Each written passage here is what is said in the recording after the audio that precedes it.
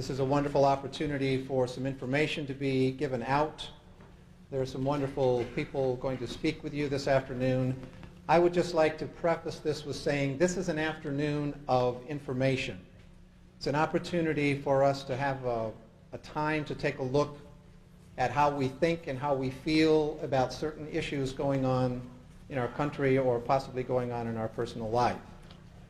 I would just like to say it's not an afternoon of debate. It is an afternoon of information.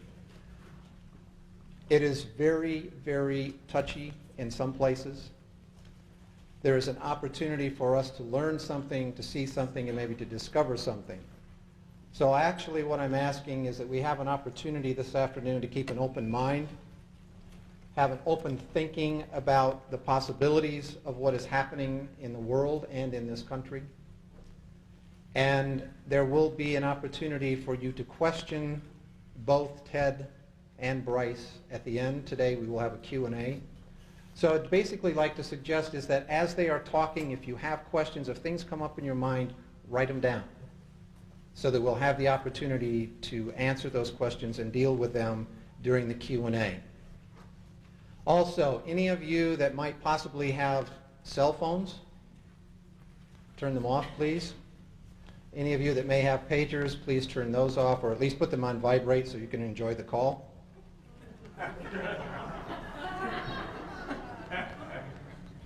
Okay? The bathrooms. I know we're going to take breaks this afternoon. So the bathrooms are at the end of the hall down here. Have that on your mind. Please, no cameras. Anybody have a camera? Please, no cameras and no recording equipment. We're taking care of all of that. And just so that you will know, we are shooting from the back of the room and from the side. You will not be seen. If anyone has any considerations about that, we will not, just take that out of your mind. Consideration, they're going to be more about the people that are talking up here. Even when you're doing the question, you have questions and that sort of thing, don't worry about it. We're not going to be videotaping you, okay? And with that, are there any law enforcement people here? Local, national, federal, worldwide? If so, would you please identify yourself? Pardon me? MIBs? Or wannabes, I don't know. Is that what you were really saying? You wannabes, All right. So we've taken care of that part of the legality of all that worldness or wonderfulness there. I'm just going over my list here and see if there's anything else that... Who am I? Why would you want to know that? And who are you? I'm not paranoid, but who are you?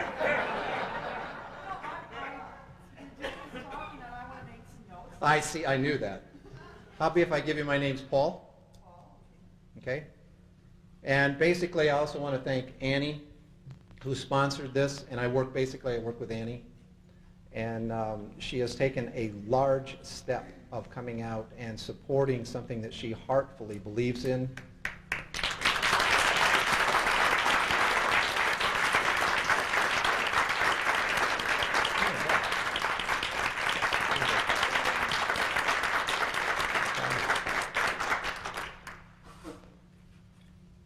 Einstein made a statement one time of saying, and I'm going to paraphrase it because I can't remember it verbatim, but he made the statement that it is basically impossible to prepare, it is impossible to have peace when a world is preparing for war.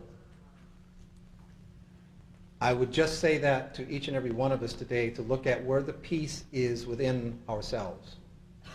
The peace, the harmony, and the opportunity to take in information that will be given today, that we might be able to move our life forward and then move the world around us forward.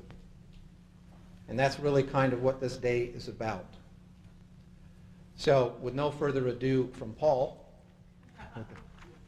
who I would like to introduce to you right now is Ted Gunderson, who is going to share some information with you. After Ted has finished, there will be like a 10-minute break, and then we'll come back and Brice Taylor will be talking with you. Then we will have another break, and they will have Q&A because we understand that, you know, the backside can only take so much as the brain is trying to assimilate things.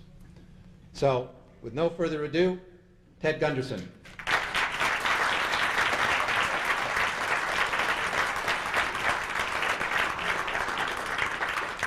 Thank you very much, Paul.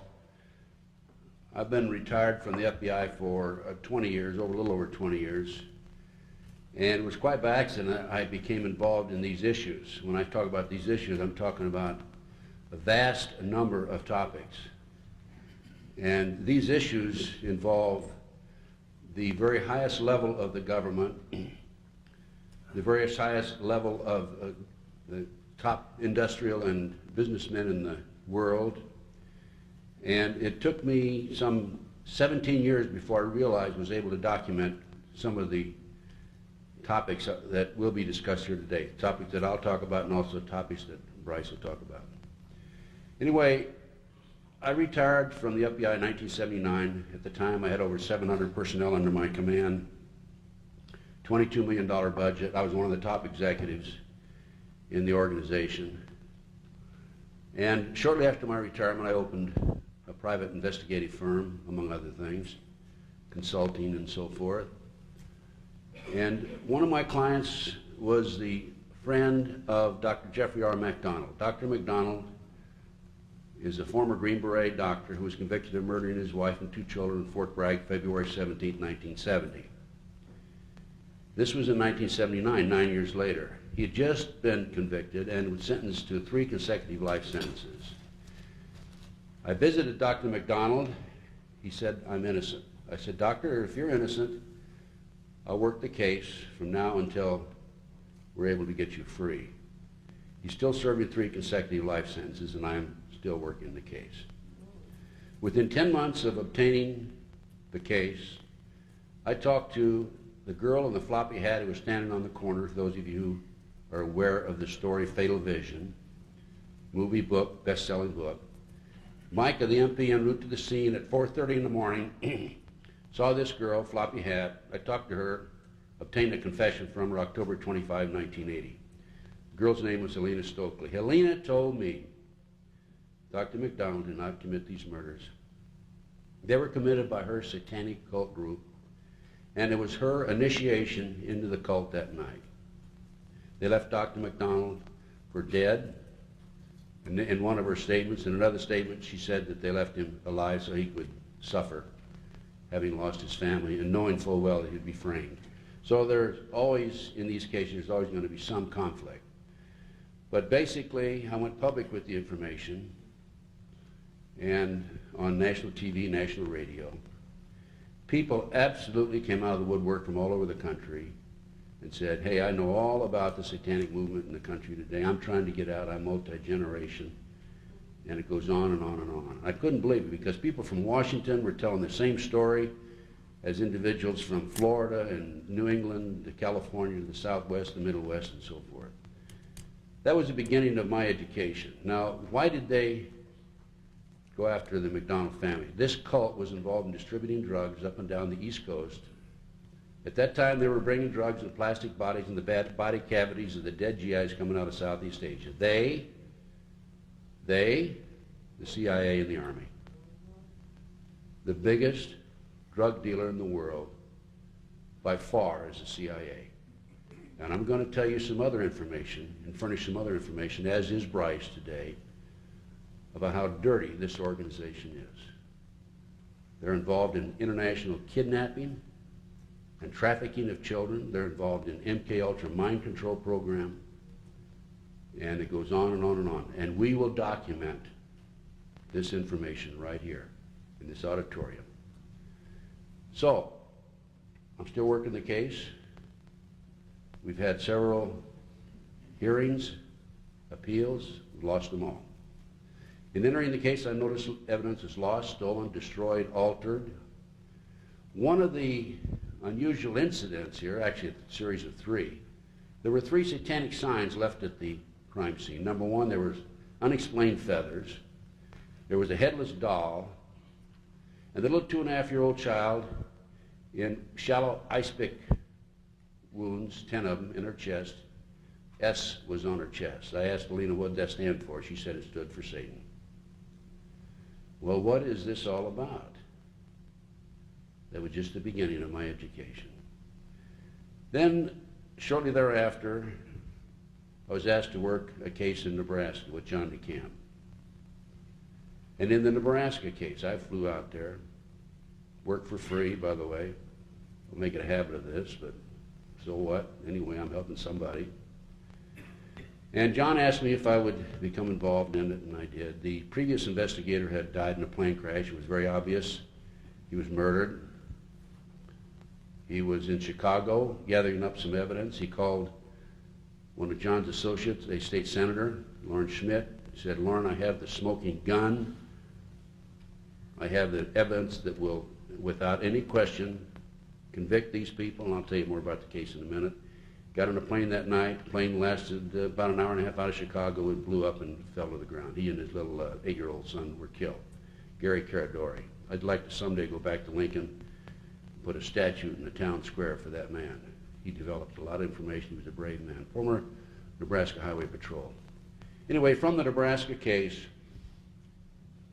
we learned that children were being driven, taken out of orphanages, private homes, Boys Town, driven from Omaha, Nebraska to Sioux City, Iowa, a distance of 184 miles away, placed in private jets, flown to Washington, D.C. for sex orgy parties with Congress and senators. We learned that children 10, 11, 12 years old, who were part of the network, Paul Benassi in particular, was used as a decoy in shopping malls, public places, playgrounds, schoolyards, and so forth, to attract other children of the same age over to that area. Then the adults would grab the kids, throw them in a car, and be off with them.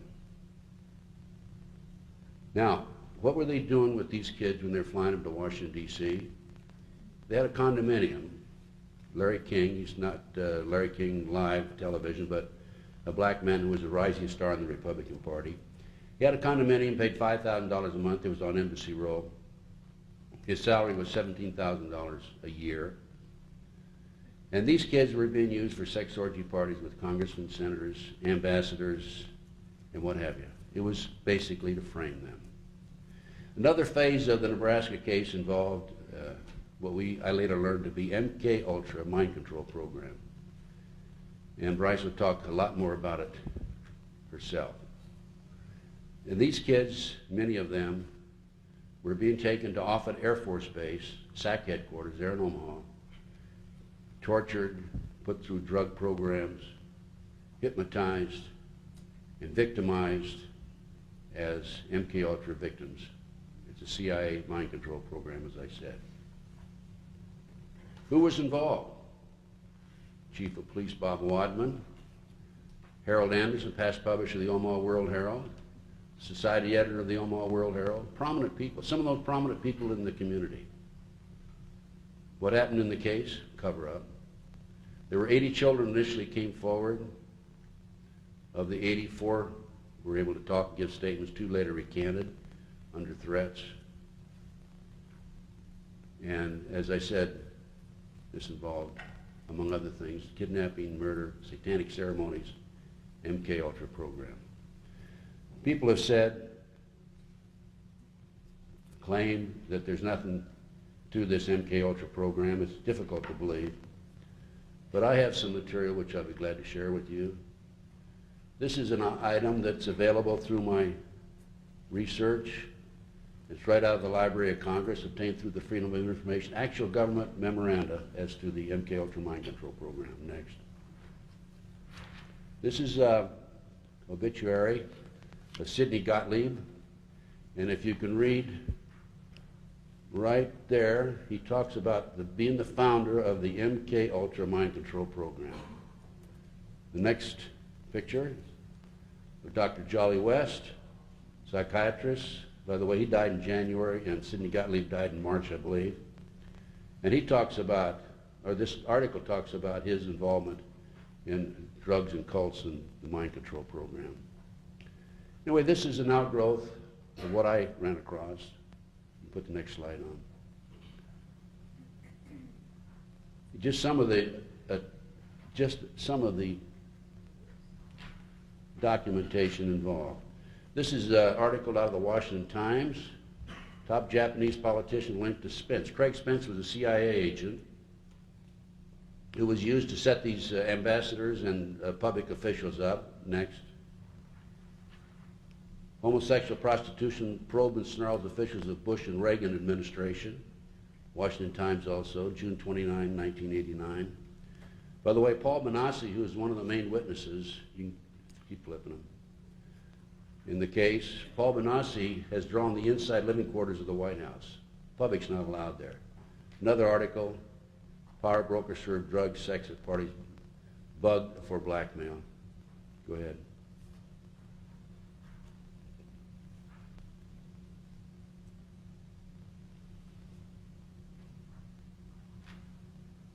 And I talked about missing children and about kidnapped children. This is an article from the Reader's Digest, July 1982. 100,000 children disappear every year in America.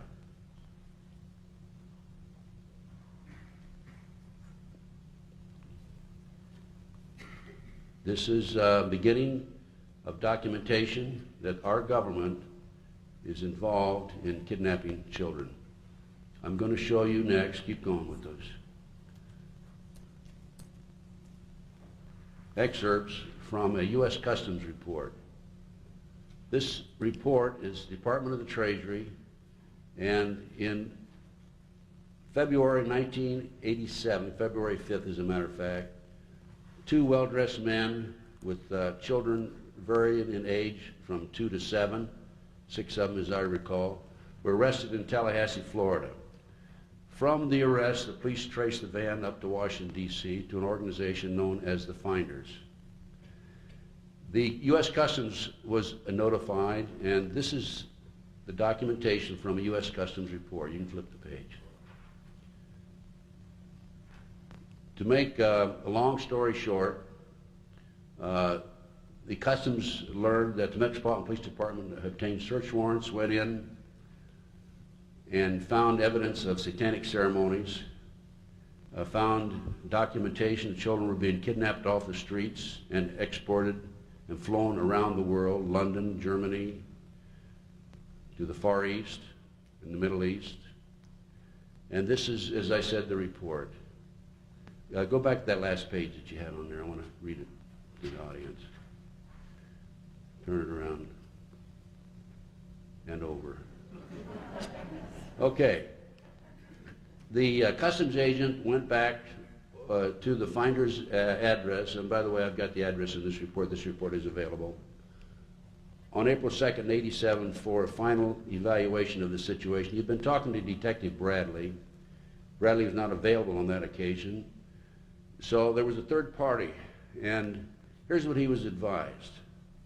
That all of the passport data had been turned over to the State Department for their investigation. They found passports in the cars which indicated that the individuals at the Finders had traveled to North Korea and also to Russia.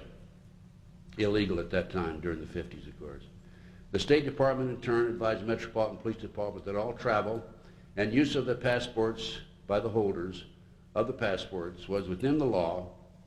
No action would be taken. As I say, this included travel to North Korea, North Vietnam in the late 50s and mid-1970s. It was illegal. The individual further advised me of circumstances which indicated that the investigation into the activity of the Finders had become a CIA internal matter. The Metropolitan Police Department report had been classified secret and was not available for review. I was advised that the FBI had withdrawn from the investigation several weeks prior, and that the FBI Foreign Counterintelligence Division, that's in headquarters, had directed the Metropolitan Police Department not to advise the FBI Washington Field Office, that's the investigative field office in Washington, D.C., of anything that had transpired. No further information will be available, no further action will be taken. Case closed.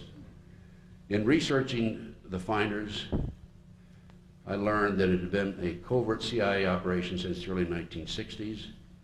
Their main mission was to kidnap and transport these children around the world. You can just go on, keep going. I've gone through that whole report.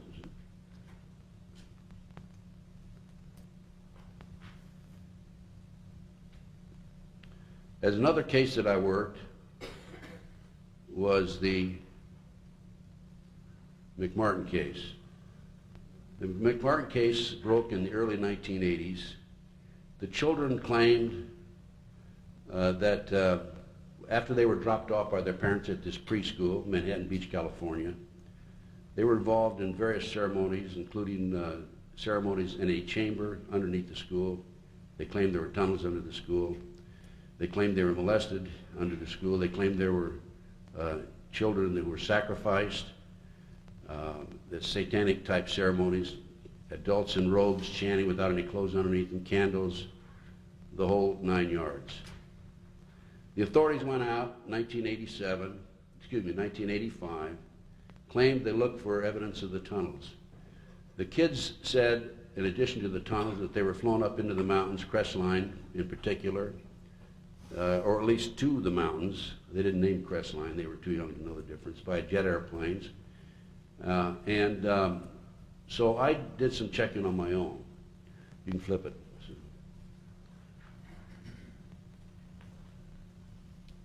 And as a result, in the early April 1991, I gained access to the property.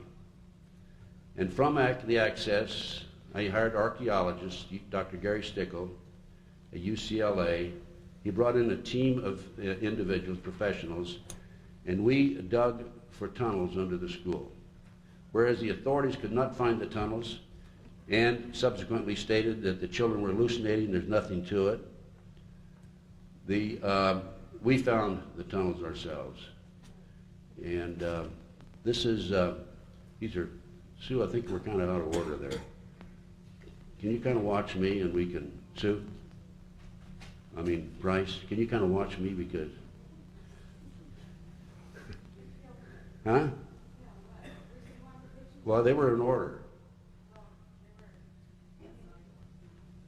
Okay, this is an example of the school. We went out and dug it up and went down and looked into the cross of the dirt. What happens is when you go take a cross section straight down, you can see foreign dirt that had been filled into the tunnels. Keep going, Sue. That's the entrance to the tunnel under the Dog West classroom. Keep going, Sue. Now, the interesting fact here is that these avocado roots were live. There was a dead avocado root over here, which meant that the entrance to the tunnel, there was a 9-foot entrance that had been cut as so. Keep going, Sue. Upside down. Other way. Keep going. Other way. That was the concrete, keep going around. That's it. That was the arch between classroom 3 and classroom 4. It was actually the arch, and that was the tunnel that went through there. This was a pentagram that we found on the plate in the sandbox. We found this Disney bag, plastic Disney bag, copyright 1982, 1983, in the entrance of the tunnel, actually under the foundation, so it could not have been placed there in 1966 when the building was built. It had to be in place there sometime subsequent to 1982. The tunnel's been filled in. Keep going, Sue. This is the live avocado root that I mentioned to you a few moments ago, and some more. And this is a diagram of the tunnel entrance. There's the live avocado root. There's a dead one. And that was, as I said, about 9 feet across. Another diagram. That's where we found the plastic Disney bag right there. Keep going. And that's the diagram of the school. There is the west entrance that I showed you just a few moments ago. That's the chamber. The tunnel went across the 4th classroom to the 3rd classroom. We didn't have time to explore it further. We ran out of money and also time. We were kicked off the lot, actually. There's a tunnel here The children claimed that they were taken up into the triplex of the next door, the bathroom of the triplex. There was a trap door there, and taken out into the community and prostituted. We found that the trap door in the bathroom of the triplex next door. Keep going, sir.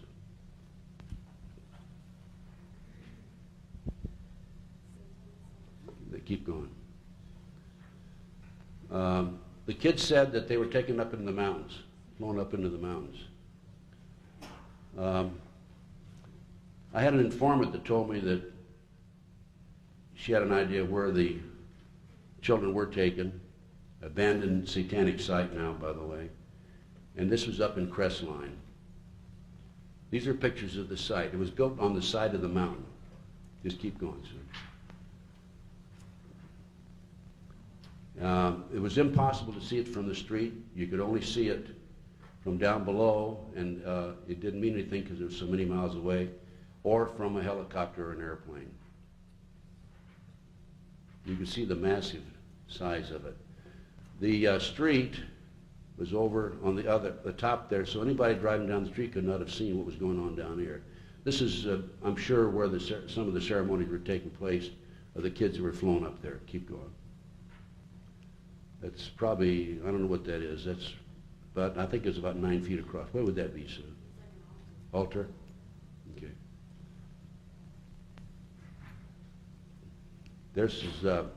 It's down in there. It's where the site is. This would be where the street is, so you can see you couldn't see it. Keep going. That's probably, that was an altar we think that was broken, a big stone. 666, that was carved in one of the rocks. That was a large circle with all kinds of writing. I couldn't get up high enough to take it all in and get it all on one picture, or a series of pictures. That was in the dungeon. They had a dungeon with a drop hole. The hole was probably about 2.5 by 3 feet, and it was about 10 feet down. It was below the surface. The ceiling was probably about 8 feet high. I think that's where they killed their captives before they sacrificed them. Some ovens that were on the property. This is a sign, and you can take the next slide and put it overlay it on top of it. And can you see it there? Oh, turn it around. Turn the overlay. Yeah, that's it. And this is one of the signs that was there. Can you read that up there, Sue? Yeah, read it out loud.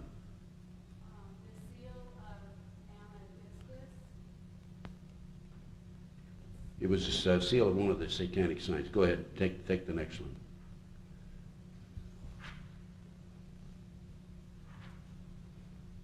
And put the overlay on top of it.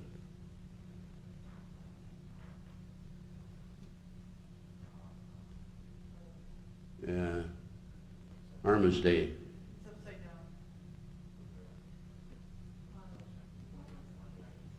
down. Okay, that's all right. Go on to the next slide.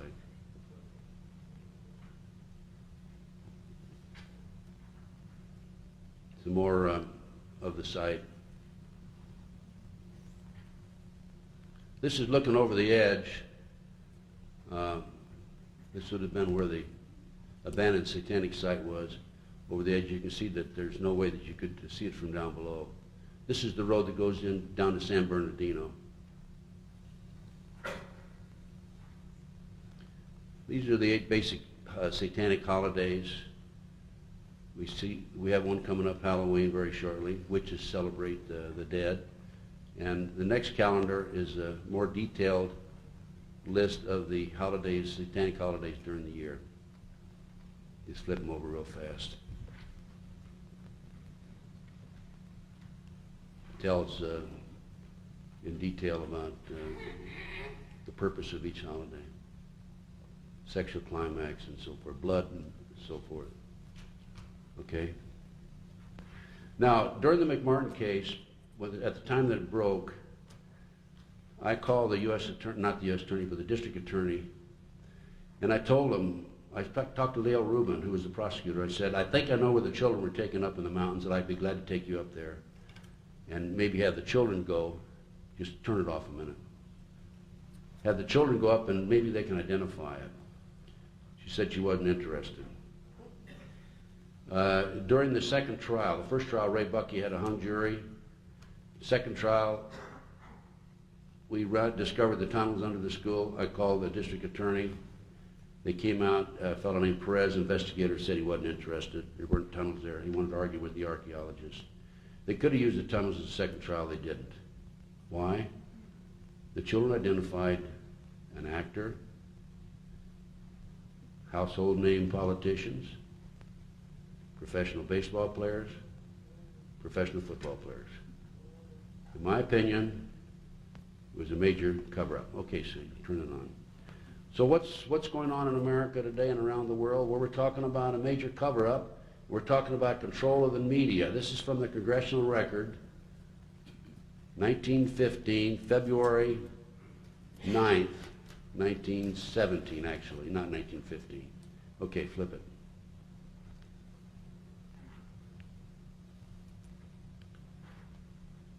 And that's a continuation of page 2, Congressional Record, February the 9th, 1917. Okay, go ahead and put the next one on. And we're going to read it, a little bit of it here.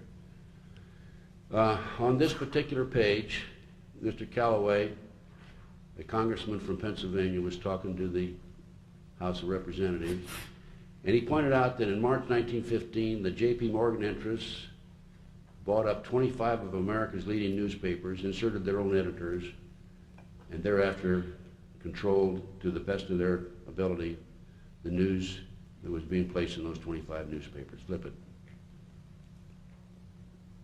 That's a continuation of page 2, page 2948. Okay, Sue, keep going. Who's who of the elite, members of the Bilderberg's Council on Foreign Relations Trilateral Commission Skull and Bone Society Committee of 300. You want to know why they control and how they control it? This will give you the list. This is a book written by Robert Galen Ross. Flip it. This gives you a list of the various organizations that have members at the very top level. You see here, magazine publications, Time Magazine has 6, Newsweek 4, New Yorker 3, and so on down, total 46. We also have federal government in here, and so forth. Flip it. Is the Illuminati alive and well today? Well, you're not going to find out from checking with the mainstream media, but here's a little article that I found in the Picayune, Mississippi newspaper, and it says a group of Illuminati, including top and experts in a range of fields, met, and some of the names there are their household names, including Newt Gingrich, Bill Gates, and others. So there you go right there. You didn't see that in your main LA Times or the New York Times, did you? Okay. I mentioned that I've been involved in this research for 20 years. And up until about 2 to 3 years ago, I used the term loose-knit satanic cult drug network. It was only after one of my lectures in Las Vegas, I talked about the McDonald case itself, and a man came up and handed me this book, Pawns in the Game. This explains what's going on in America today. We're talking about the Illuminati. Flip it, Sue. This is the best documentation I've ever seen of the Illuminati. It talks about Adam Weishaupt and how he, well, we're getting off the subject now.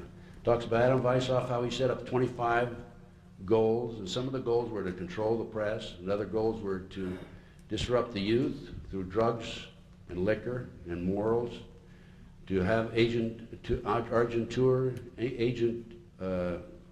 within the various organizations, influencing the politicians, and so forth. There are 25 goals in this book. It's an outstanding book. I highly recommend that you obtain copies of it. Beg your pardon? Could you repeat the author of that book? William Guy Carr, and it's available through my research.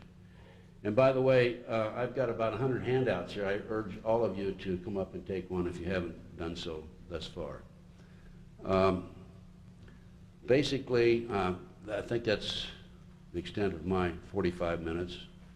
But before I close, let me mention that about 12, 14 years ago, I ran across a young musician, Mark Wilson. Had a lot of talent, has a lot of talent today. And as a matter of fact, I supported him financially and supported him in other ways.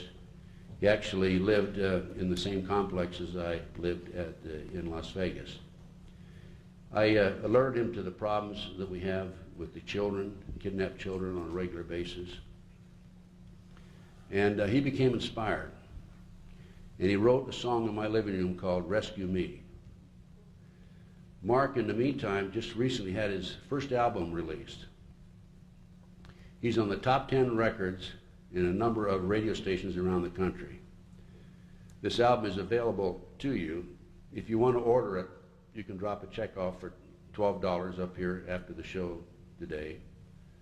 And I'll get it to you, name and address, or just write me a check and I'll I'll send the CD or the record to your address. 1/10 of the proceeds of this CD will go to a trust called Missing Children Trust. And we're going to set up a real organization to look for the missing children. Now, you're going to tell me that the National Center for Missing and Exploited Children doesn't look for children? National Center for Missing and Exploited Children is a joke. It's a part of the Department of Justice, being financed through the Department of Justice. They have a multi-million-dollar budget. They have a staff of, who knows, 20, 30 people. I've been in their office.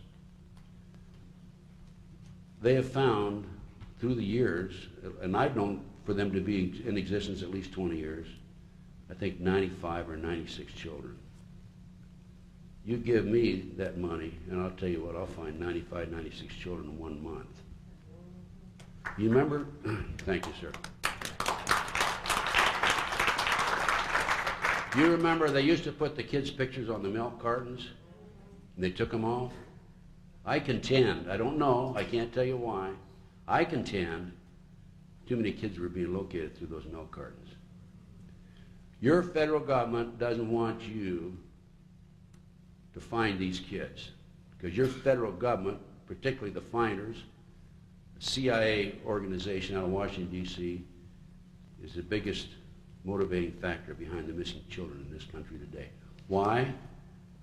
Well, there's several reasons. Kids are used for body parts, sex slaves. They're used for the satanic ceremonies. And a 10, 11, 12-year-old blue-eyed, blonde-haired kid will sell on the auction block outside Las Vegas, outside Toronto, Canada, and a barn in Lincoln, Nebraska. These are the 3 locations I'm aware of, for $50,000. Paul Benassi, a young man who was willing to come forward on the Nebraska case, has attended these auctions. He attended 6 such auctions in Las Vegas, Nevada. The fewest number of children there were 6, the highest number were 36. The auctions took place near a landing strip. Foreigners came in with turbans on and took these kids, put them in the plane, put them in campers, who knows where they went from there. 100,000 children disappear. I have personally filed formal complaints to the great FBI about the finders being an organized international child kidnapping ring. They have yet to come out and interview me formally and get my documentation, which, as I pointed out to you, is a U.S. Customs report. Now, the great FBI, they can tell you how many bank robberies, how many kidnappings, quote, end quote, their kidnapping figures, how many cars were stolen last year, and what have you. They claim in the kidnapping department 75 to 80 children a year. That's a joke. They can keep track of cars, they can keep track of bank robberies, aggravated assaults, but they don't keep track of how many kids disappear every year. And that's by design. Anyway, Mark Wilson became inspired, having made the mistake of hanging around me for too long. And he wrote this song in the living room, my living room, And I think this song, we're promoting it. I think this song is going to go. Now, what I'd like to have you folks do, get this CD. You can order it today, $12. Actually, normally it sells shipping and handling $15. And take it and call your radio station and tell your radio station you want them to play this song. It's called Rescue Me.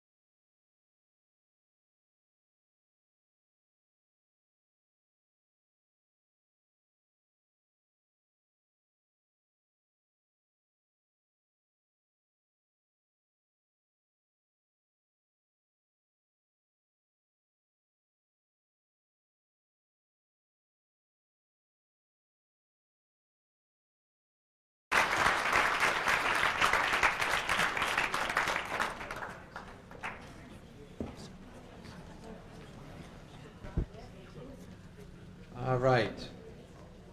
I would like to reintroduce Mr. Ted Gunderson, and he is going to say a few words about our next speaker. And he knows her much better than I do, so he can tell you a lot more about her. Ted.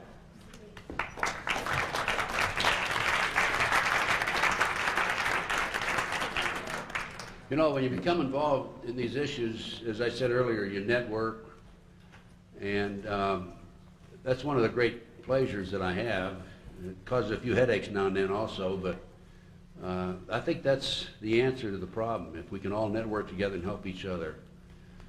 And a number of years ago, I guess about 4 or 5 years ago, I had a call from a young lady, and she basically told me that she had some problems, and I referred her to another individual who I thought would help her. And one thing led to another, and then I developed a close relationship with this young lady through the years. We communicated by telephone on a regular basis, and she's fantastic. She's really fantastic, and I wanted to make sure that I was the one that introduced her today. I asked if I couldn't introduce her today because of the work that she's done. Of all the people in this field, I think she's probably done as much or more than anybody that I'm aware of or know of. And of course, that young lady is Brice Taylor. And she's a great person. She's a dear friend. And even if she doesn't know how to flip the overheads, I still love her. But I'm going to flip her overhead, so I'm going to get even with you. Anyway, let me introduce to you Brice Taylor. And just give her a big hand. She's very special.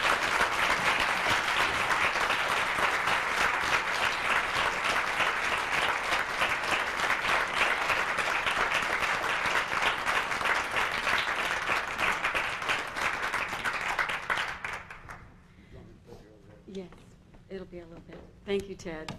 And just to let everybody know, it wasn't really 5 years ago. It was more like almost 12. It's been a long time. But time goes by fast these days. And this is an incredible opportunity for me to be here back in Pasadena, where my home was here in California. And I owe this privilege to Annie Basile, the owner of Cast Locations, and she keeps telling me to stop thanking her, but I really can't stop thanking this woman because she has stepped forward and supported this whole issue in such an incredible, heartfelt way of taking care of the details and being there emotionally for not only myself, but all the people, all the other victims and survivors who have come forward and are joining now in a way that hasn't happened in a very long time. And so, Annie, I would just like to thank you. And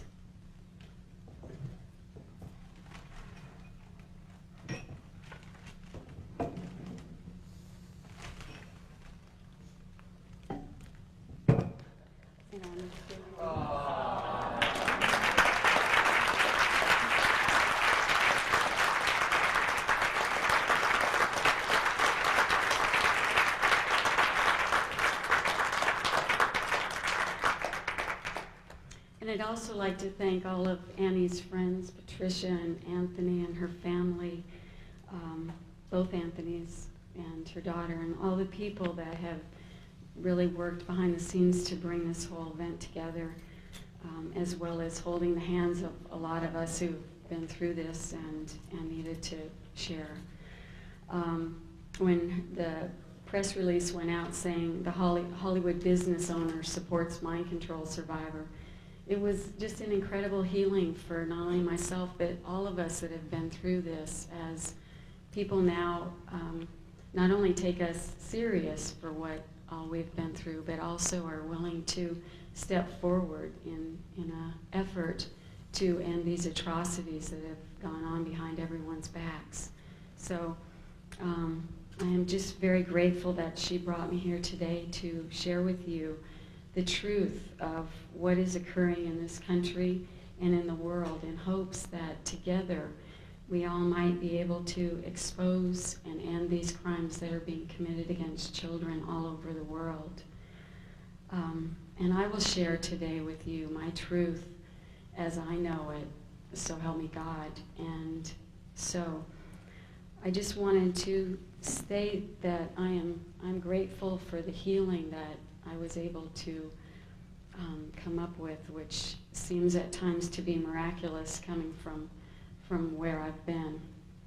And I owe that in a great deal, that gratefulness to the Holy Spirit and to the God that has led and guided me through this whole entire thing to bring me here now.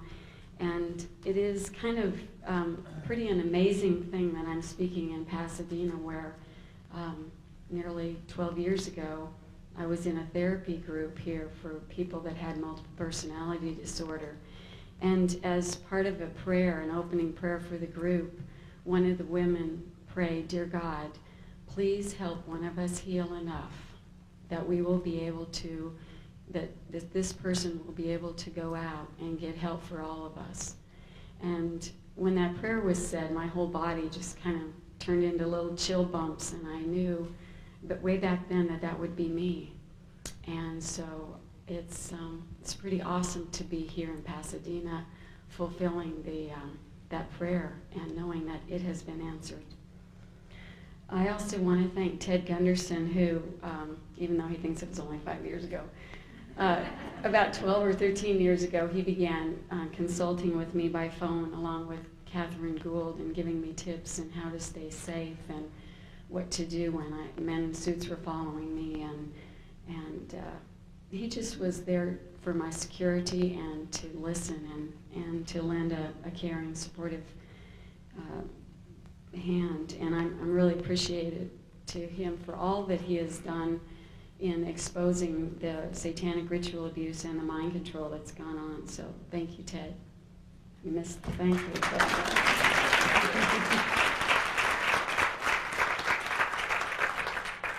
And I'd also like to thank the LA Women's Commission Task Force on Ritual Abuse that's still in operation today. That were, when I was living here in California, I was a member, as was Ted, and together we worked to strategize on how to, first of all, be able to identify what the problems were of all these people, children, women, and men coming up with all these memories, and then what to do about it. So I'd just like to say that organization is still in operation today, and there's still a core group of dedicated people working with that. Should you want some further information, there's a booklet up at the table. I'm also a member of the ISSD, which is the Study of Dissociation Group, and NASA. Claire Reeves is here today, Mothers Against Sexual Abuse, and I'd like to just tell a little story on Claire. The first time I met Claire was, I don't know, how long ago was that? Probably about 8 years. Anyway, it was one of her debuts for her organization. She was speaking, and during the break I took her aside and started downloading all this government information of all the stuff that I'd been involved with the presidents and Henry Kissinger and Bob Hope. And she was smoking a cigarette, and she was so nervous that she picked up another one, and she was smoking 2 cigarettes at once. So the stress has definitely been there, and Claire Reeves has been a person who has stayed in the battle, and so I just want to thank her and to acknowledge all of the wonderful work that she's doing. I'd also like to thank Brian Devereaux and Arizona Wilder, who are now really coming together to support survivors and to, as Brian is so adeptly informed about a lot of the mind control history and how a lot of this Illuminati and New World Order agenda has begun in Arizona, who is really standing forward and speaking out about what she knows and what she saw at the top. It's going to take all of us speaking together as our little pieces of what we were involved with all fit together to really actually make the bigger picture of what has been hidden from society all these years. So just want to thank Arizona and Brian. And I'd like to thank Lynn Ma Sharman, who started it's an advocacy committee for mind control survivors called AIGS Mind Control. And Patty Wren is here today as the United States representative of that organization. And I feel honored to be able to be the spokesperson for this group of dedicated women who have really documented, compiled survivor data in ways that has allowed for the research to continue and for us to be able to identify the programmers and the programming sites and the places that are most heavily involved. And so there's information up at the table about AICS mind control, and I would urge you all to pick up a flyer. And there's also a booklet that's pretty awesome that has a lot of the pictures of programmers that have been identified. It's right here on the table, so you might want to look at that at the break. It's pretty revealing. And I would like to thank all of the people who have gone before. Many of the survivors that I was in group with are no longer living. The stress or whatever happened, many of them didn't make it. And a lot of the people that in the earlier days, it was quite a danger to be speaking out. In today's world, there are more people who have come out and talked about this, and so the danger and the risk to all of us is much less. I used to have men following me in cars with guns, and all kinds of hideous things were happening. And I won't say that that's all stopped, but I'll say it's certainly got a lot better as we all speak out.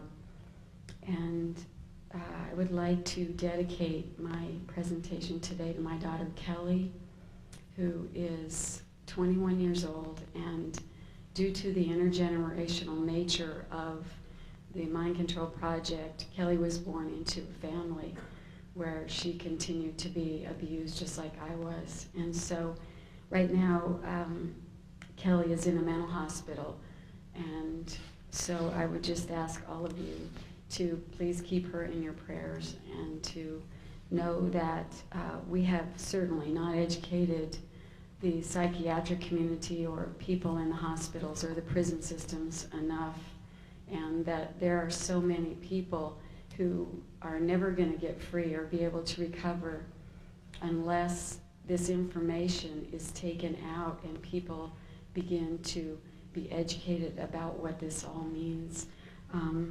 Her psychiatrist at this hospital maintains that DID, which, if you all know, is dissociative identities disorder, which is the new name that was come up with for multiple personality disorder. And he maintains that it's a rare disorder, and I maintain that it's absolutely very prolific, and that until people really can see what the problem is, the solution is not even in sight. And so there's just a lot of education that needs to be done still, and a lot of information shared. And so to begin my talk, I'd like to state for the first time, it's a little scary, especially in California, that my real name is Susan Ford, and that Brice Taylor was a name that I took in an effort and an attempt to create safety for myself and for my children and all of the people that were connected with me as I ran and began writing, as Catherine Gould suggested years ago, that I began writing what happened so that as I became more public, I would be safer, and that certainly has been the case. So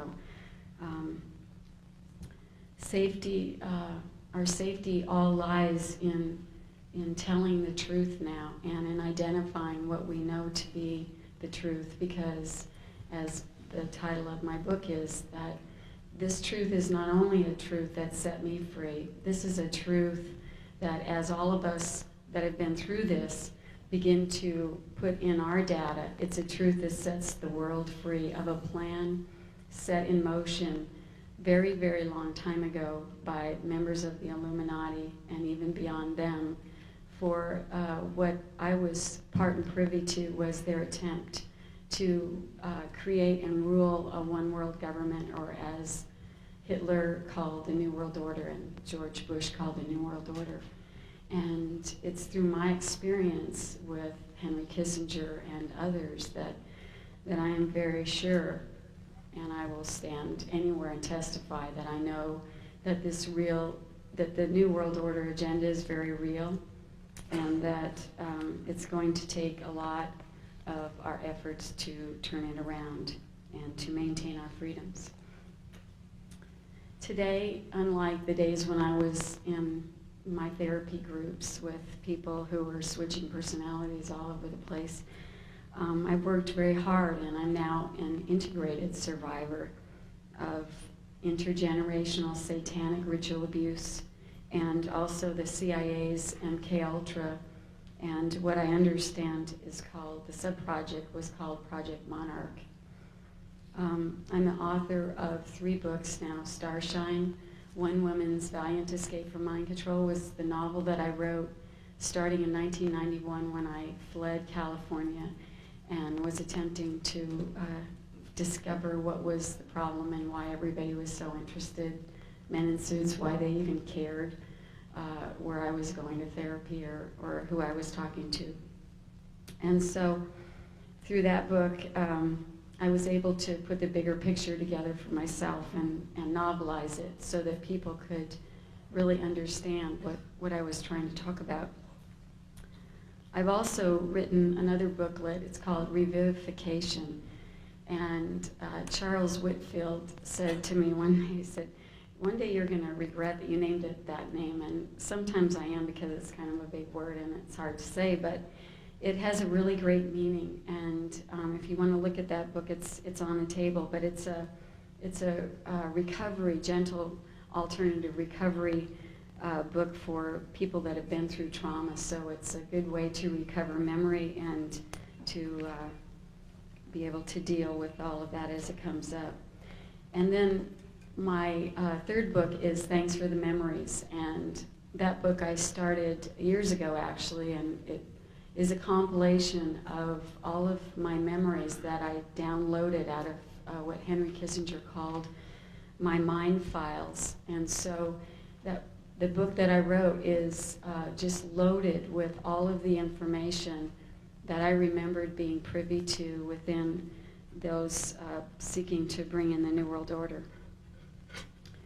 So I find it a privilege and an honor to be able to speak out for people like my daughter and my other children and those who are yet unable to speak out for themselves but have also been through the same thing.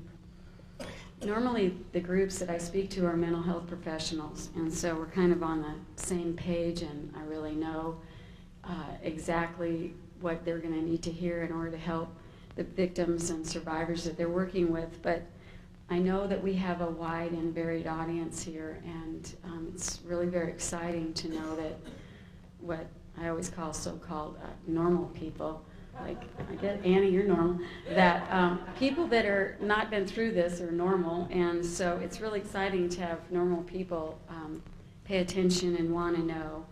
And I would just like to say to the survivors in the audience that I thank you for being here to support me today, and that I would like to ask you to really take caution that some of the material that I'm going to present may be highly triggering, and that I know that you know how to take care of yourselves. And if you don't, go see Annie. Annie can hold you. No. There's a lot of people here who could support you, and if you need help, then certainly seek out Annie and she'll direct you.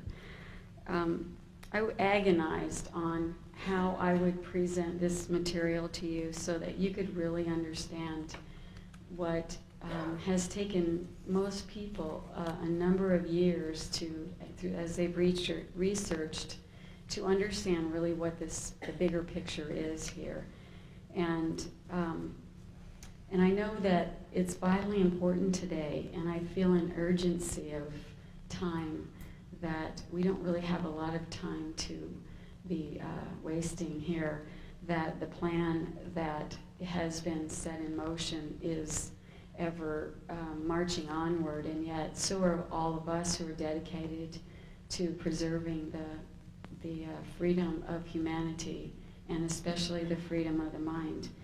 And it's vitally important to free those many suffering under mind control and expose the system that has allowed this to proliferate, and also to expose those individuals participating at the top that has operated in the dark for so many, many hundreds of years. This system that operates within the government and beyond into a group of people who I reported to beyond the government called the Council have been working in the dark for many years, and this system that they have enacted threatens our country and the freedoms that our forefathers worked so diligently to set up, and the basic freedoms of humanity, and most especially of the mind. And we're at a new crossroads where we're able to finally understand more about the mind. And as we do that, then we will certainly be able to understand how this has all happened, and we will be able to take the technology that was used to harm and we can use it to heal. And that is my hope for the future. At the conclusion of the writing of the Constitution, Benjamin Franklin was asked, "What have you wrought?" And he answered, "A republic if you can keep it." He also explained that it would require full use of our spiritual natures and our values in order to keep our country on track. And that was why our forefathers founded the nation as one nation under God. And I know today that many, many people know, they feel that something is vitally wrong. Even the children know that something is really wrong, but most people haven't been able to figure out what. And I think the reason for that will become very apparent to you this evening as I share what has happened in my life and in the lives of my family with you. The bigger picture that I gleaned from years of untangling this web of programming that was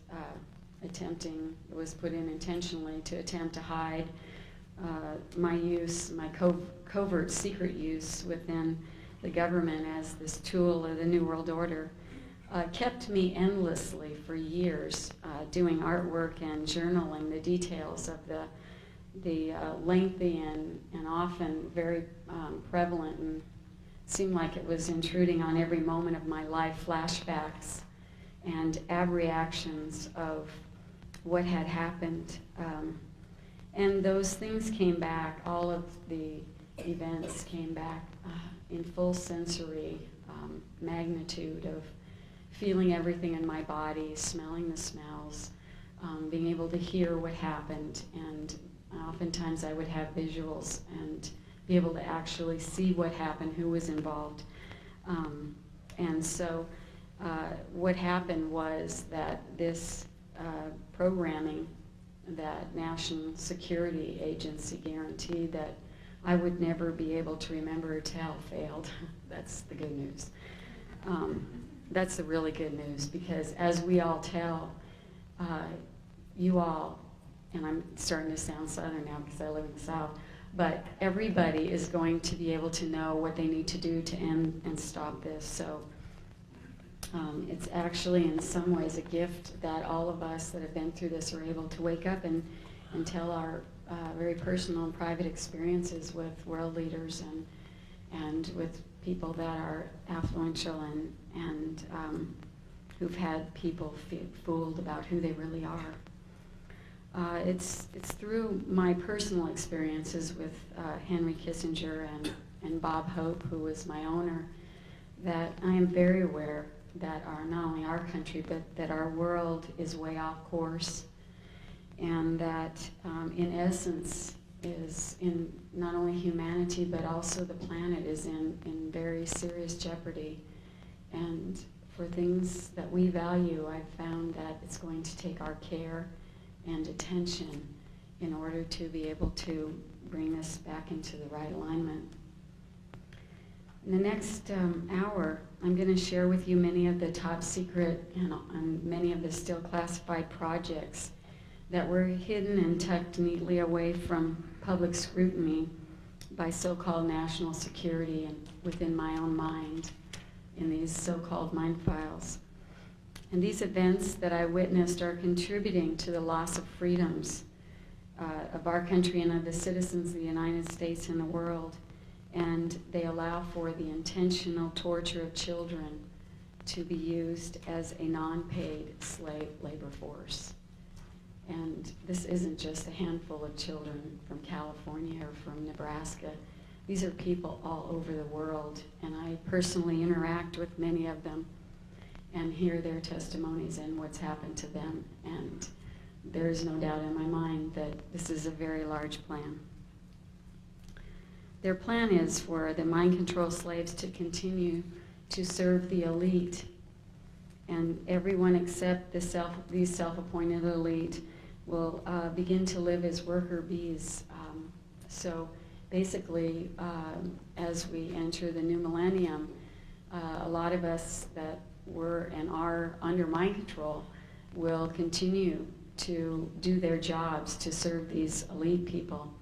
And with all of the targeted frequency satellites and all of the ways that they know how to manipulate brainwaves through that targeted energy, they have some plans for all of you to only be able to think to a certain level. And to understand all this, and to help Kelly, it really drove me into studying all about the brain, and I'll get into that a little bit more, but that is their plan. And the way that they have been able to utilize all of these children, starting with children and now into adults, is through trauma. And trauma is the conditioning base that was used to set in the mind control. And the trauma done very early on is something that actually splits and shatters the psyche of a small child who is unable to withstand that much torture or trauma at a satanic ritual or through sexual abuse in family or whatever the list of all the different traumas. What happens is that when that happens, the mind splits into different segments, and it's sort of understanding all of this really demystifies all of the sensationalism that has been publicly portrayed about multiple personality disorder. And I will explain to you that through not only healing my own mind of that, but working with other survivors, that it's merely something that has happened out of someone not being able to take everything that was dished out. And so it's like the mind erects amnesic barriers around information and different scenarios so that as a protection, when that thing happens again, that event, then the person will kind of go down that path in their mind. And the programmers knew all about this. This was not some happenstance programming that just was done in some kind of an experiment, although the experiments were ongoing. And as many of you already know, and those of you that don't know, during Nazi Germany, during the war, when all these people were in the concentration camps, we had people like Joseph Mengele, and many of the Nazi doctors and scientists were actually doing mind experiments and brain experiments on people in the concentration camps. And all it took for me was to go to the Holocaust Museum in DC and look at the pictures, and I knew that that was true as I watched the people being experimented on with all this brain research that they were doing. And the information that these Nazi doctors gleaned in the concentration camps was what has been the foundation for what they're doing here today in our country. And for you to understand how that has all happened, our government, actually the CIA, flew a lot of these doctors, the perpetrators, after the Nuremberg trials, instead of being prosecuted, they were given immunization from prosecution. And our CIA actually flew these Nazi doctors to our country and gave them immunity and set them up with research grants and all sorts of mega funding in our universities and military bases. And they continued not only their further research on the mind, but they also continued their expertise on programming people within the military, within NASA, people that are out of the private sector like myself, where I was certainly not part of the military or any intelligence group, but because of the intergenerational nature of the group of people that they needed the population to use, I believe that I was selected. And so we have now civilians being taken without their knowledge and awareness, not only to major universities, but also to military bases around the country and the world, where they are put under mind control with very sophisticated technology that I will get into more later. So, I'm sure you're asking, how did I wake up? How did I know about this? And I began to wake up in 1985. Up until that time, I thought that I had an incredible family. I thought I had the best family in the world. Certainly we had just about everything that I needed. And then when I married, I had a wonderful husband and beautiful children and anything money could buy. I lived in a beautiful neighborhood in Agora Hills, which was located just a block from Bob Hope's ranch. As we were strategically located, but during all this time I thought I had a very perfect life, and I had no idea I'd ever been abused. And to let you know how it feels to be under mind control and hear about ritual abuse and mind control, I can share my experience where I was attending Pepperdine University working on my degree in psychology, and I attended an international psych conference where Catherine Gould, who, as many of you know, is a therapist who's worked with ritual abuse, DID patients for a very long time. And I went to one of her lectures, and I sat in a room, and I was just puzzled of why people would do this. Why would people be hurting their own children, and why would all the prominent people in the communities be involved in, what is all this horror? And I remember walking out of her workshop thinking, boy, I sure hope I don't get any cases like that when I'm a therapist. And that was the end of it for about 3 years. I actually even joined the LA Women's Task Force and attended meetings under total mind control where I didn't know, but I was reporting back to the good doctors everything that I was learning what was happening. But anyway, so that's how it felt. I had no idea. And but in 1987, 1985 actually, after a lot of prayer, I started praying real heavily because I knew something was wrong. I just couldn't kind of figure it out, but I did know something was wrong. And so I kept praying for God to please help me and help me decide what was wrong and why I felt so unhappy, even though I had everything that money could buy. I had everything that is supposed to make people happy, beautiful kids, and like I told you, my family. And but the answer to that prayer came in the form of a kind of a massive wake-up call, and my head went through the windshield of the automobile there on Chesborough Road in Agora Hills. And what happened was that accident really kind of took me out of my motherly role and all my duties that I had. And I really had to take time to recuperate, and I had a lot of massage therapy. And what began to emerge were memories of being sexually abused. And then came memories of ritual abuse. And at that time, I was in school at a college called RioCon, and I was working towards my master's degree to be a clinical psychologist.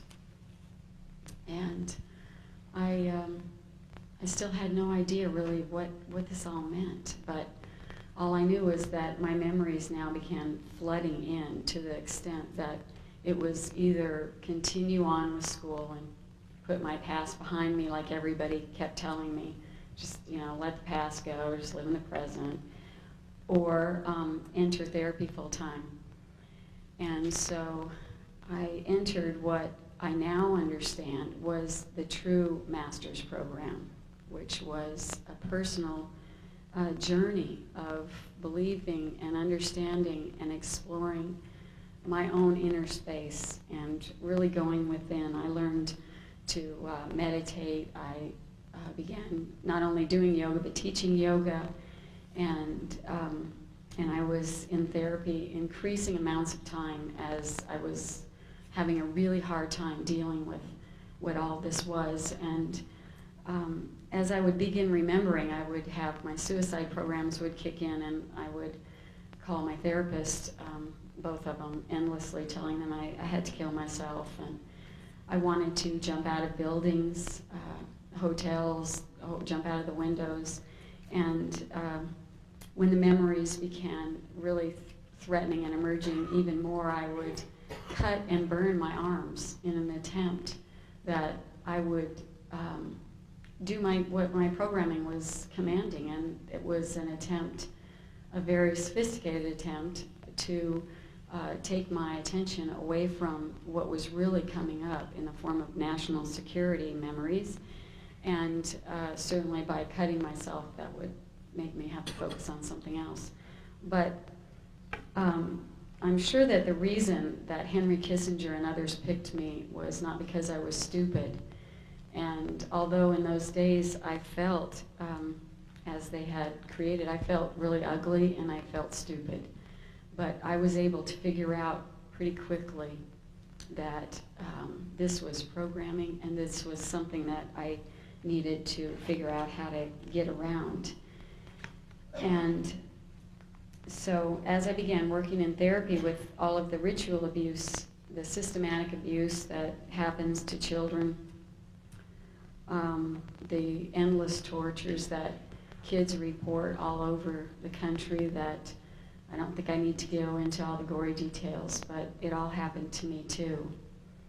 And why people, sane adults, would think that little children all over the world would be making up these kind of realities is something that I still have a really hard time understanding. And I know how painful it has been for me over the years to report what has happened and had people either turn away out of horror and disbelief or out of fear for themselves and their own lives. And I can only imagine what it must feel like to a little child to be telling what's happened and have no one believe them. And so I'm here today as an advocate for the children who have been through this. And I will tell you that the satanic ritual abuse is not some religious fanatics that are going off the deep end. It's very systematically and intentionally done as trauma conditioning to shatter the base personality so that very sophisticated equipment and programming can be laid in over that so that a person, a child, can be put under total and complete mind control and be totally unaware of what their own reality is. So as I was in therapy uncovering all of this, I journaled everything and I wrote and did artwork, and I began remembering abuse by my family, by my mother and father, who tortured me and delivered me to military bases and to all sorts of places for my programming.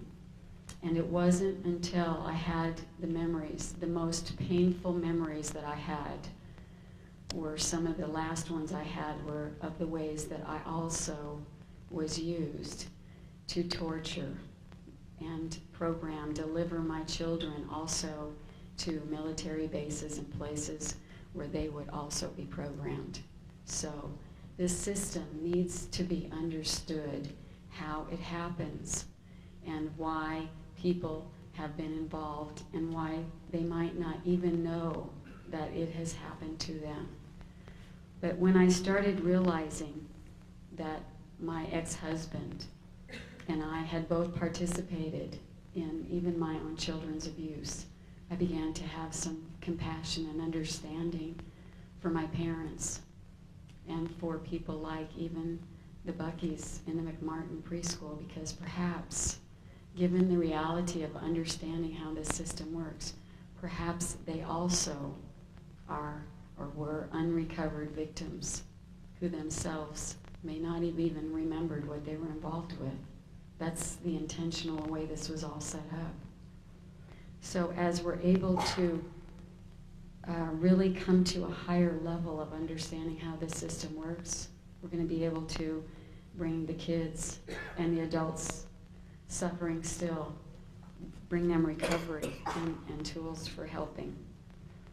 I was taken to U.S. military bases as a very small little girl, where I was programmed, and I met for the first time one of my father's uncles in Long Beach, and his name was Charles Lilly Horn. And I believe it's because of my family affiliation with this man, who was the owner of Federal Cartridge Company, which was a munitions manufacturer, and also the Olin Corporation, which later I believe even went on to fund some of the research used on the mind control, that I became involved in this. And so I also had my grandfather, who was a mayor in Correctionville, Iowa, and was held different political positions over the years. And so through the intergenerational structure, I was actually taken back to Iowa, and I was involved in satanic rituals there at the hands of my father and my grandfather. So I was able then to understand that this was intergenerational. This is how this works. So a lot of the projects that are now housed and are still ongoing are in the military bases.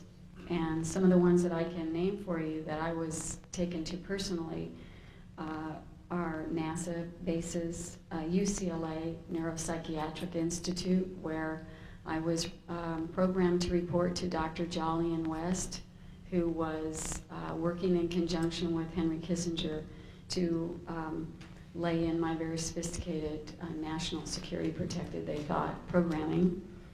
USC, the University there of Southern California, I was taken to Bethesda Naval Hospital, where I had an implant inserted into my nose. I was taken to Edwards Air Force Base, Point Mugu Naval Weapons Center, and different bases in and around 29 Palms. And I was taken to a lot of other places, and still, as yet, I'm not able to identify where specifically a lot of those places are. But through like the information that's been compiled through AIG's mind control committee, a lot of other survivors have filled in the blanks. So that information is available on a website, and as I said, you can pick out a brochure up here when we're finished. So what they did on these military bases was they used drugs, a lot of drugs, and torture of the mind and body.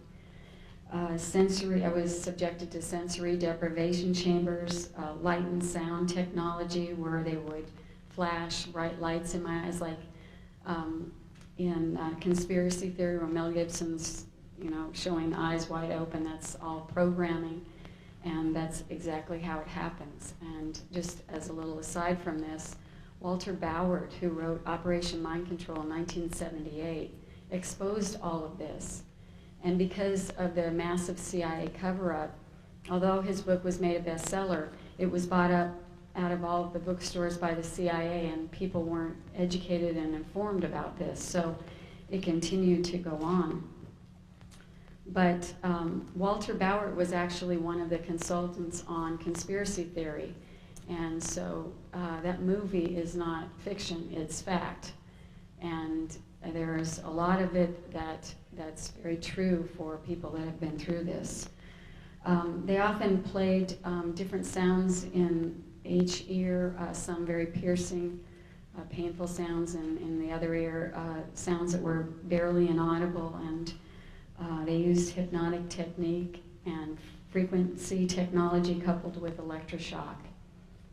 So it's pretty horrific stuff, and it's been really pretty helpful to expose what all of this is in an attempt to stop this.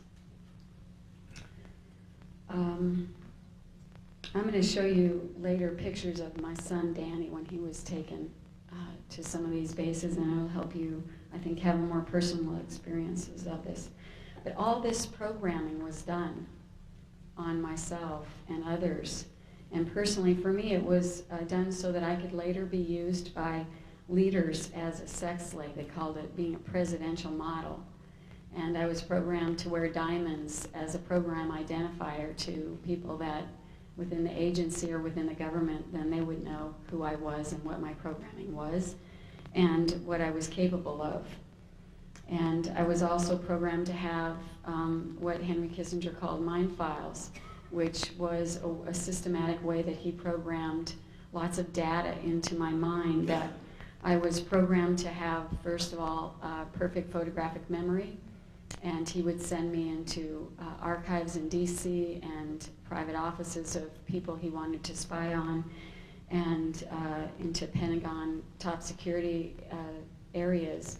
And he would tell me then with instructions to go in and open certain file drawers and photograph the information in my mind, and then I would report back to Henry, and any information that he would need then would be very accessible to him at a moment's notice. Other slaves have been used as assassins. I was also used as a drug courier, putting together drug runs, and through all of that I realized and was privy to knowing that our government, our United States government, is primarily backed by guns and drugs, and it doesn't make me very proud of our nation at all.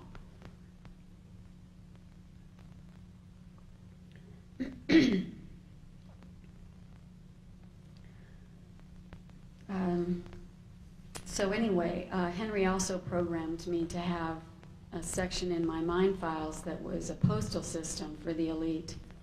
And I was sent around to world leaders and to members of the elite families in order that they could be delivered the messages that I had been programmed to deliver, or to retrieve messages or answers to questions about would they cooperate. And then I would deliver the message back that I had gleaned from being flown all over the globe. I would deliver this information back to Henry.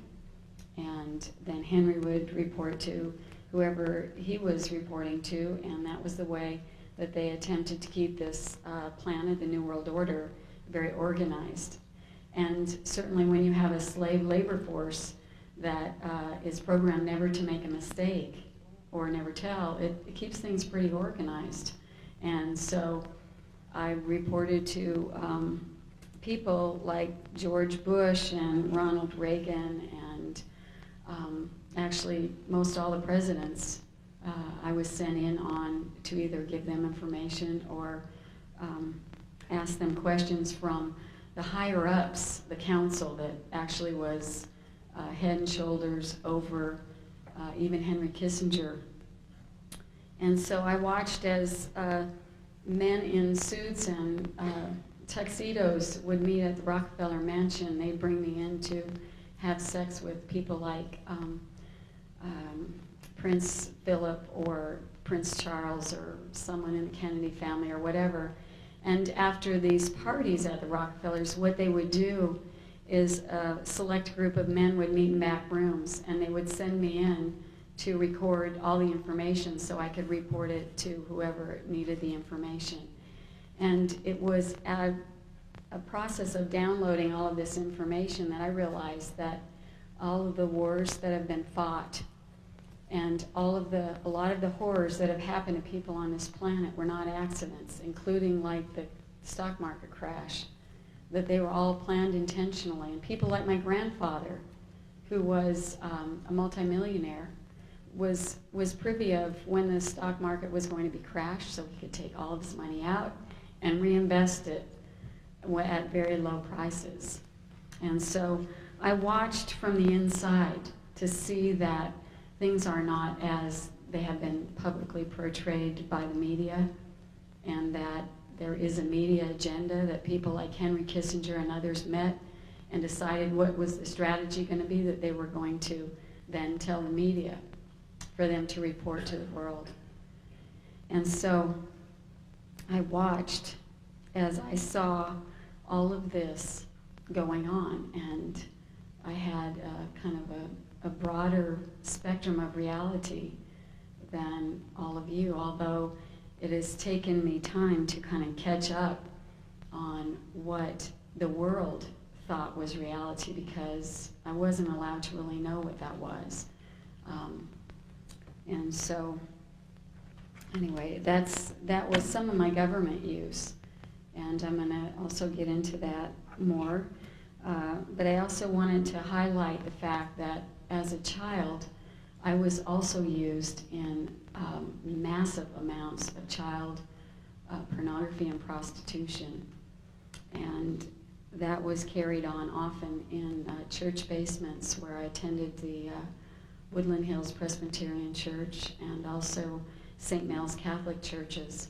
And through either those churches or people that were part of the inner circle of the satanic members of those churches, I was abused and then taken often like to where everyone thought I was going to choir practice, and I would be excused from school and be taken to the choir director's home across the street, and we would all have our little choir robes on and be singing, very angelically until the men arrived with the equipment.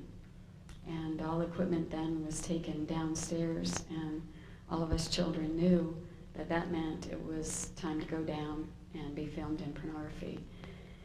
And those were also very traumatic events, because a lot of what they were filming was not just sexual acts, it was a lot of satanic rituals. And so I can publicly testify that what these children are saying is reality. And I can also say that I was used even as a child on Ventura Boulevard near the Corbin Bowl to coerce children that were my age into black sedans where the men had TVs and candy and all kinds of things that I was told to lure children into the cars, and they would happen to be shopping with their mom, walking along the boulevard there, and then I would say something like, would you like some candy? And there's a TV in the back of this car, do you want to come and see it? And as soon as this child would approach the car, the men would throw them in the back seat and take off. And then often I witnessed as these children would be kept contained in cages until it was time for their death. And that death was often brought about by through being filmed in pornography and then used in snuff films. And honestly, I can't imagine that we have this many sick and perverted people in the world. But there must be quite a market for this, because there are a lot of us that have reported being a part of it.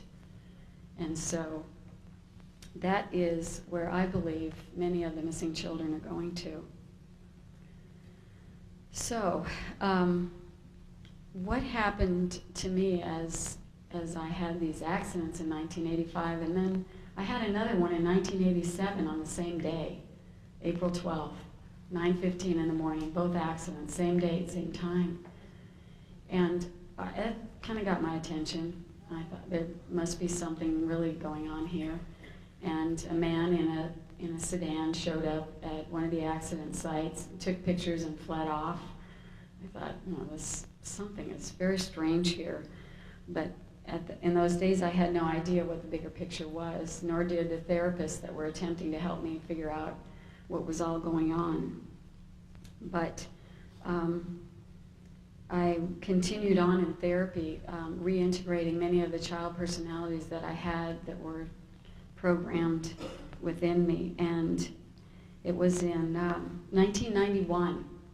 It was April 10th, real close to the April 12th date again.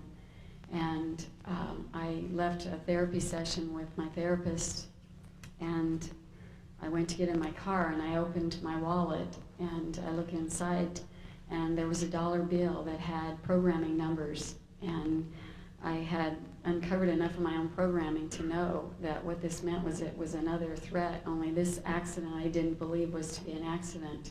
I believed that they were threatening to kill me. And across this dollar bill was the date April 12th, and then it had a series of programming numbers that corresponded to different programs within me.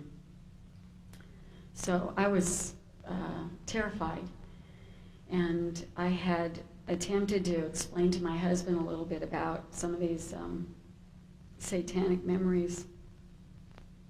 And I found that when I would talk to him about it, that he would just become very angry. And so I learned not to talk to him about it. And I learned not to tell him about my plan that my therapist and I had come up with to get me out of California and onto the island of Kauai before April 12th. And so that day when I left my home there in Agora Hills, I had no idea that I would never be returning there to my children or my husband or the home and my family that I loved. And once I got to the island, I didn't have any money because I had to leave everything. And so I began using the ocean as my therapist. And I had a person came to me and gave me a light and sound machine. And I was terrified of it because that was the very thing, some of the very things that had been used to program me. And I thought, oh my God, what is this? But this man very patiently sat with me while I re-experienced a memory on it and found that it was much less painful to recover memory with that. And so I sat endlessly recovering memories about governors of California, about Pete Wilson and Reagan and Hope and Nixon and Bebe Rebozo, and I mean all the people that I name in my books, the Dodgers, and had I not had the ability to document all of this, I would have thought I was crazy, because it didn't really make any sense until I was able later to really put together the larger picture of what this whole New World Order agenda was. And then with that, it started to make sense of why all of these people were involved. So anyway, Ted Gunderson and Catherine Gould kept giving me security tips, and I was running from place to place, trying to stay alive and sleeping on the floors in people's homes that opened their homes to me, and continued to write Starshine. And then later on, over the years, the further deprogramming that I did in memory retrieval, I spent hours just sitting in a meditative state, remembering and detailing all of it in writing, and that's what's in my book. So I won't be able to cover all of that, but certainly I hope to give you the bigger picture, and then with the information in my book, you'll be able to see how I was involved with even more details with all of these people, including people like Alan Greenspan. So one perspective I would like to share with you is that I believe that the mind control is one of the major secret weapons of those people bringing in the New World Order.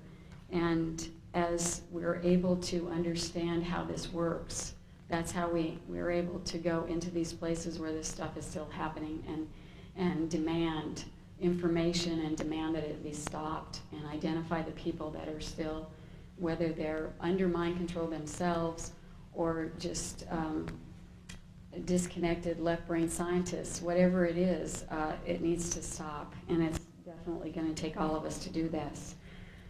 How are we doing on time?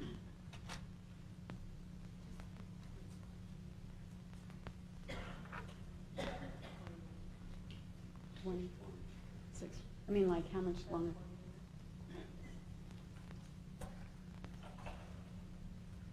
Okay, I wanted to explain a little bit of the mind control enhancements that I had. And one of those was, like I already told you, the photographic memory and the ability to store vast amounts of data for quick recall with the encoded files that Henry Kissinger named with code names. I was a message courier imputed with specific words and programmed to deliver them to exactly as they were programmed into people all over the world. Total recall of conversation with people and then be able to report it back word by word, everything that was said, including sometimes when there was rooms full of people conversing. Sexual expertise, I was trained at training farms and by all kinds of prostitutes and Playboy bunnies and everything to be the perfect sex slave for Bob Hope, as was Kelly. And that sexual stuff is something that you can read about in my book. I talk about sexual encounters with all the presidents and world leaders, but for you to really understand that Henry Kissinger and others, they knew exactly what these sexual encounters were doing, that they were actually setting up a different brain function, and that once after sex, that when this information was then given to somebody, that then they would be receiving it in a different brain state and it would carry more importance. So it wasn't like some stupid little thing they were doing, although I found that most men were very easy to sexually manipulate, and then often they were then through the coercion that happened through myself and others, if they weren't already involved in the New World Order agenda, they were after that. And especially if they were pedophiles and had sex with children, like George Bush, who had sex with my daughter Kelly at a very early age during the time he was vice president. When Reagan was president, I was prostituted to him and Kelly was prostituted to the vice president. And so whether these people are themselves under mind control or not, it needs to be exposed and stopped. I mean, this is just horrific.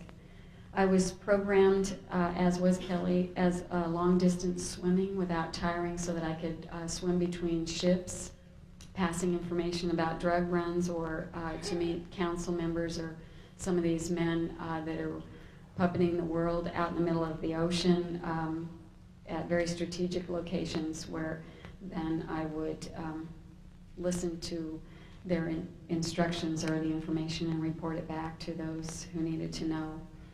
I was involved in a lot of parapsychology and psychic research and remote viewing and telepathic communication studies and experiments. And although the government often makes fun of psychic ability, believe me, way back when, years ago, they were using all of this psychic technology with all of us, remote viewing and asking us, what are they doing in this country? What is this person doing? And also the telepathic communication, where when people wouldn't give me information, I got it anyway because I could read their minds. And so a lot of this is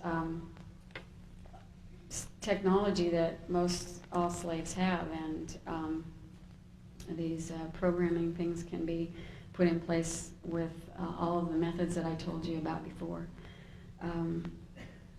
So Bob Hope would have parties, and they would bring in lots of sex slaves, and they would keep people like my children in back rooms for people that Henry called people with alternate sexual preference. And what this means is that they were pedophiles. And so whatever it was they wanted, if it was sex with kids, if it was drugs, alcohol, whatever it was, these people were brought into Bob's parties, and they had already carefully researched, Bob and Henry, everything that they would need to know about different people that they then invited to the parties in order to enlist them further in the New World Order agenda. So I was a part of at those parties, compromising, manipulating, and targeting people as I was programmed.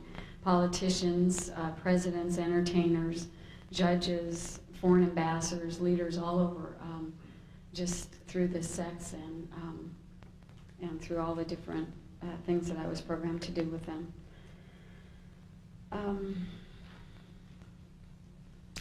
I also was privy to a lot of the projects, the mind control projects that were being done at USC. My ex-husband was in dental school there, and I was not only prostituted to people in position of authority at USC, but I was also taken into some of the programming centers there and programmed, and I also delivered, like I'm standing here today, only now I have my own agenda, but Henry would often have me demonstrating the mind control technology to people who they wanted or needed to know about that. And the way they got to know was through a series of meetings. If they were continued to cooperate and not be horrified by what they were hearing, slowly they got bumped up to larger levels of this top security and classified project. So I witnessed a lot of that at USC. And I also witnessed as a child and as adult that a lot of this New World agenda is fueled by the secret societies. And the ones that I was abused by were the Shriners, and also the Masonic Order people are reporting Masonic abuse and by 33rd degree Masons, and most all of our presidents, for your information, were 33rd degree Masons, and that makes them privy to this mind control information. This is the secret that they rise through the ranks to learn about, and at the top, what they participate in as a seal of their oath of secrecy is often satanic ritual. And myself and others were laid on altars and raped, and this happened as a child and as an adult. So this is part of how it continues. There are hand signals. The Shriners and the Masons at the top have hand signals where they signal each other and alert brothers so that they can have full cooperation. And this even happens in court cases where children are, the non-offending parents trying to get a child into the safety and of their home, and a Masonic judge or a Masonic attorney will give a hand signal or do the little things, and that child is, the whole case is dropped and the child is left with the perpetrator. So these things are real, and they're still happening today. Henry's strategy that I heard him talk about with Nelson Rockefeller was about hiding this all out in the open. And they talked about how the bigger secrets were protected by their incredulity.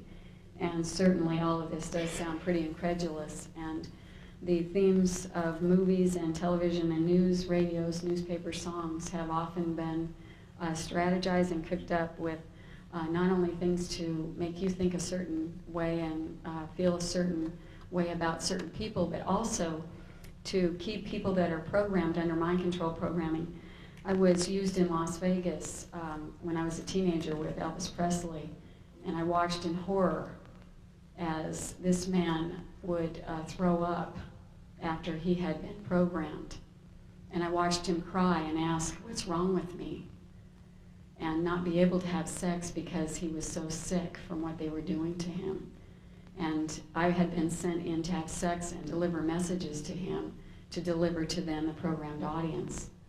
And through my experience, I know that people like Elvis Presley are programmed, that people like Neil Diamond are all part of this, and people like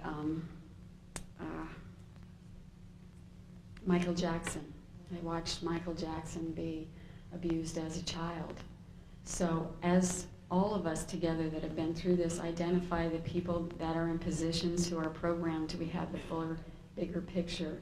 and we will be able to stop this and bring help to those that are still suffering.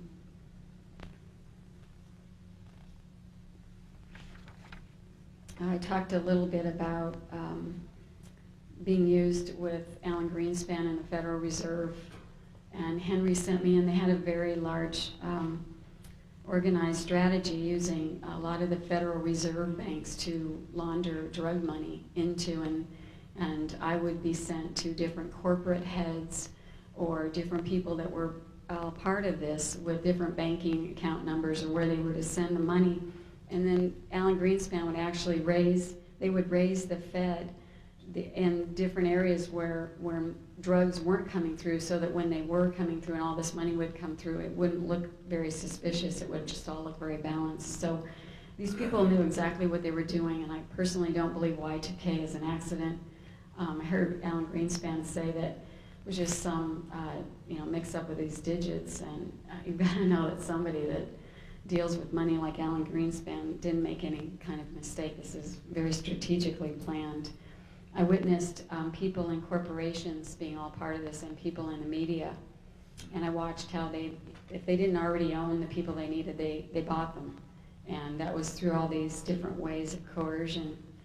And they had very sophisticated programming themes, and one of their larger mistakes was to use universal programming themes, so that a lot of the survivors that are waking up are all talking about themes like The Wizard of Oz and Over the Rainbow and dolphins and whales and hearts and roses and monarch butterflies and just one after the agendas are in the book, and if you know what they are, you'll know a lot of how it works, and you'll be able to see it in the media. You'll be able to see the themes when they talk about Over the Rainbow. You'll know that a lot of us were programmed not to remember what happened over the rainbow.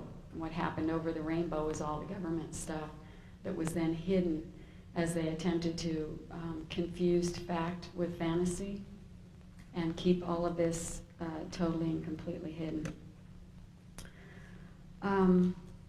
Let's go with the slides or the overheads, and then I'll tell you a little bit more. This was a picture of myself taken when Henry Kissinger started calling me by phone. He told me to meet him by the corner at 7 o'clock at night, and I knew even at this young age that meant to meet him at the corner, in the kitchen corner, and to pick up the phone, and he would practice seeing if it worked, if the programming worked, or give me messages, and then he would tell me not to tell my mom, or he'd tell me she was stupid. So when my mom would say, "Who called?" I had already switched back into another personality, and I had no idea that anybody had called, no one, and that was it. So this is how young he started with my mind files, and it's very documented in my book, so it's in much more detail. Okay.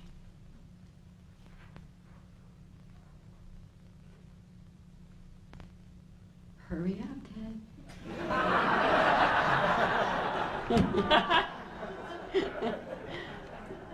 The picture on the left is a picture of my mother and father, and on the right is a picture with my brothers when we lived on Astronic Drive in Woodland Hills. And then the picture on the bottom was myself with one of my dolls that my dad used a lot of my dolls to program in different identities. Okay, next. These were pictures taken at different times. The picture at the top was taken during the time I was being prostituted to LBJ. And then down at the bottom left was my high school picture during the time I was working heavily with Kissinger and with Nixon. And also the one on the right was a lot of government, a lot of foreign policy within the White House. Okay. This was some artwork I did when I started identifying the mind files and the information that I had. And I wrote all these little, it looks like little chains around all of these top secret mind files, because these were all the programs And I can't see it very well to identify it all, but it was like a program to have a migraine headache, program to fall asleep if I began remembering, programs to become confused if I began remembering anything, programs to recall an 800 number and report on myself that I'm remembering something and I'm at this and such location. And so then they would reorient me back to UCLA Neuropsych Institute to come back in for some reprogramming. Or then on the outer layers are all the family, the satanic cults that keep everybody in line within communities, where a lot of the professionals themselves are either under mind control or are participating at this, keeping everybody under control. So there's webs within communities where people are all under mind control.